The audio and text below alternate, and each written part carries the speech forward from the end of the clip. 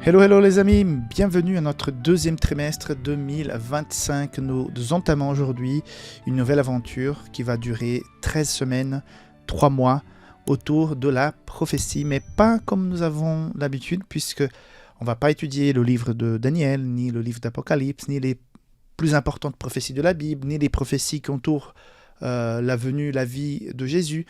On va plutôt faire une espèce d'étude d'introduction pour mettre les bases d'une construction solide pour que nous puissions étudier les prophéties en général. On va voir donc ces allusions, d'ailleurs c'est le titre de la leçon, allusions, images et symboles, méthode d'étude de la prophétie biblique.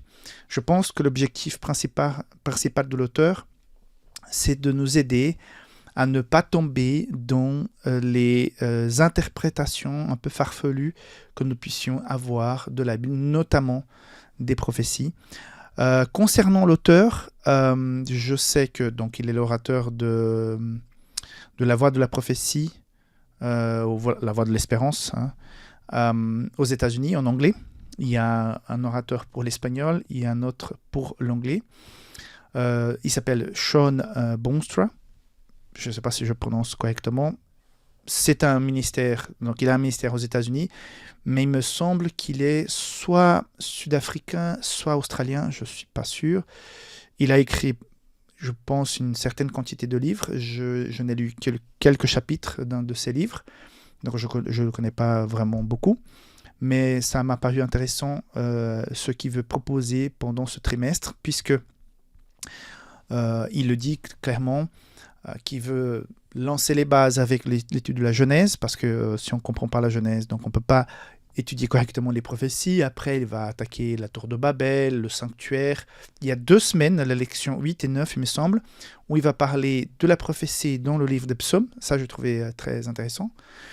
Et il va parler aussi de certains mariages de l'Ancien Testament qui ont un rapport avec la prophétie. Et surtout, il insiste sur le fait que Jésus doit être au centre de toute l'étude de la prophétie. Ça, c'est un point très intéressant.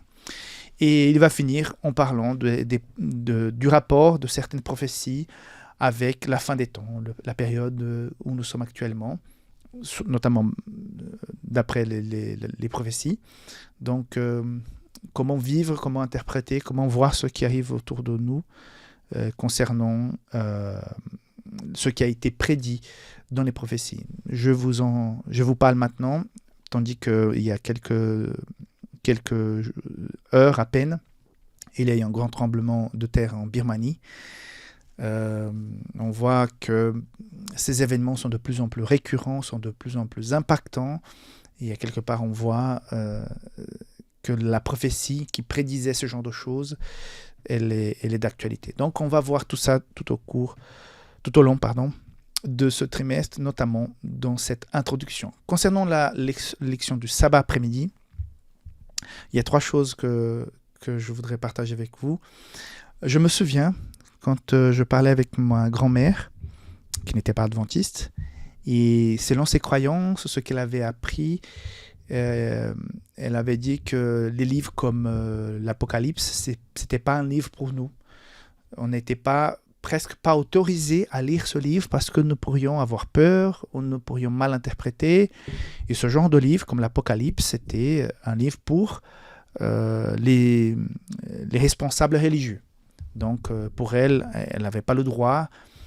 Et d'ailleurs, j'ai un oncle à moi que je pense qu'il est né le 6 juin 1966. Et comme il y avait trop de 6 sur sa date de naissance, apparemment, comme il vivait à la campagne, ils l'ont déclaré comme étant né le 7 ou le 5, un jour avant ou un jour après, pour pas qu'il y ait trop de 6, parce que déjà le 6 de 1966, il y avait déjà trop de 6, et comme 666, c'est le chiffre de la bête, donc il ne voudrait pas que son fils ait une date de naissance de la bête. Donc voilà. Il y a des gens, il y a des personnes, il y a des croyances, des courants qui pensent qu'il ne faut pas toucher à la prophétie tout en ayant une certaine crainte concernant les éléments prophétiques. La deuxième chose que la leçon m'inspire à partager avec vous, c'est que certains pensent que c'est pas important, que il faut aimer Jésus, il faut se donner à Jésus. Et à partir de là, les prophéties, à quoi bon? On n'a pas besoin, on peut vivre tranquillement sans prophétie.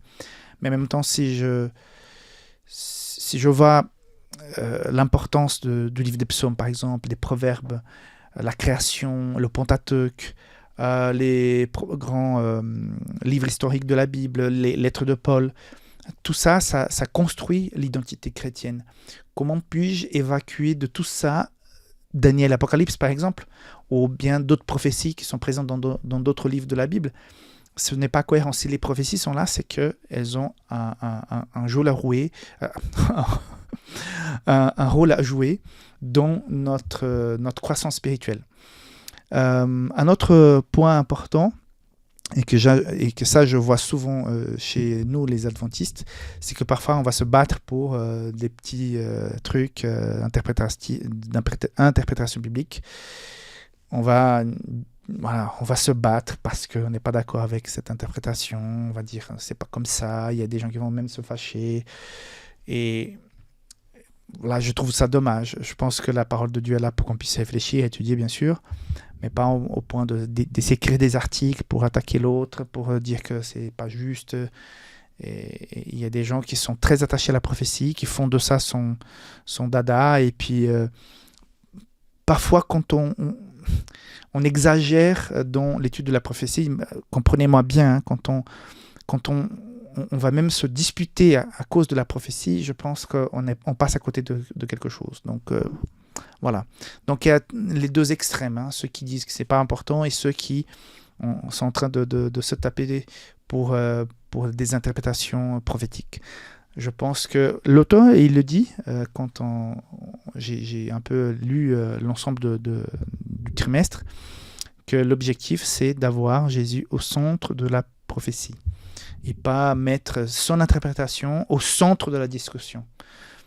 Il y a des bases pour qu'on puisse comprendre l'étude de la Bible et la prophétie, et c'est ça que nous allons étudier. Il faut se tenir à ça et pas commencer à créer des histoires et de se fâcher à cause de l'interprétation prophétique. Voilà, c'est pour introduire un petit peu la leçon cette semaine de ce trimestre, et on se voit tout bientôt pour la leçon de dimanche. Bye bye.